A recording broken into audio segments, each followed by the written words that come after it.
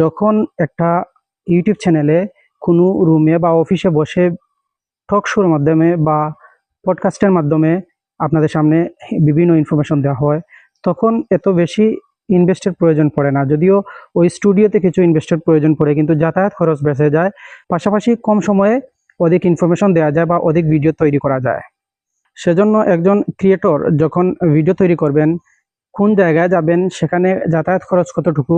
তবে বড় মাপের যারা ইউটিউবার রয়েছেন, যারা ভিডিও কন্টেন্ট তৈরি করেন বা ব্লগার রয়েছেন, তাদের জন্য ভিন্ন বিষয়। কারণ যখন ইউটিউব চ্যানেল মনিটাইজেশন হয়ে যায়, সেখান থেকে ডলার আসা শুরু করে এবং হিউজ পরিমাণ ভিউ আসে, তখন তাদের ভিন্ন বিষয়। তবে তাদের অনেক বিনিয়োগ করে থাকেন, অনেক টাকা বিনিয়োগের মাধ্যমে পরবর্তী সময়ে একটা সময় তারা চ্যানেল দাঁড় করিয়ে দেন। তখন দেখা যায় মোটামুটি ভাবে তারা একটা অবস্থানে থাকেন।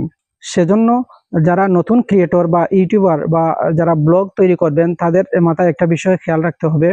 কোনো জায়গায় যখন যাবেন, তখন অনেক টাকা খরচ হয়, যাতায়াত খরচ লাগে। তাছাড়া হচ্ছে সময়ের প্রয়োজন পড়ে। আপনি অন্য জায়গায় যে সময় দিবেন, সময়টা দেওয়ার পাশাপাশি আপনি যে জায়গায় ব্লগ করতে যাবেন, সেই যাতায়াত খরচ, সেই যাতায়াত সময় দেখা যায় ২-৪ ঘন্টা বা একদিনের অর্ধেক সময় শুধু যাতায়াতে চলে যায়।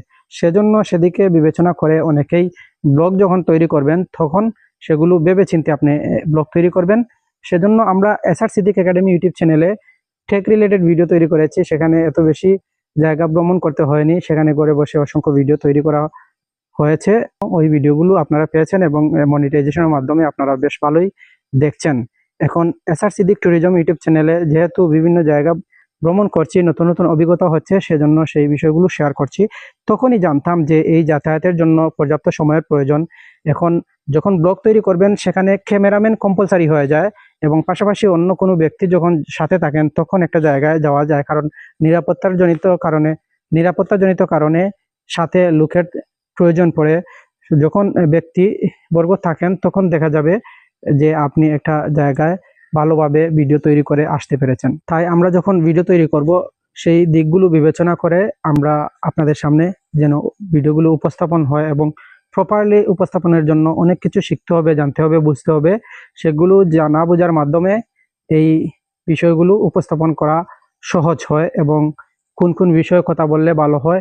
এবং স্ক্রিপ্ট লেখার জন্য অনেক সময় লাগে।